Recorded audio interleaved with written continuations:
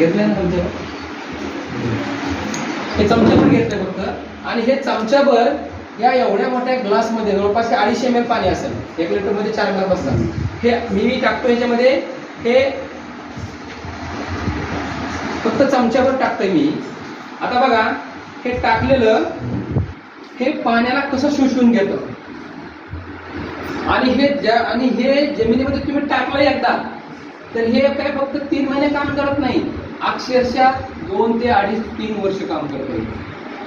म्हणजे हे पिकाला गरज भासली की सोडून देतं आणि परत पाणी दिलं की परत शोषून घेतं, परत सोडून देतं. म्हणजे तुम्ही ह्याची नांगरणी करा, उलटी पलटी करा, ह्याला हे जमिनीमध्ये पडून राहतं.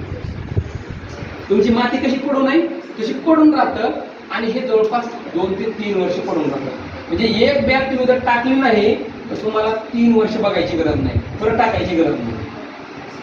3 वर्ष तुम्ही जेवढे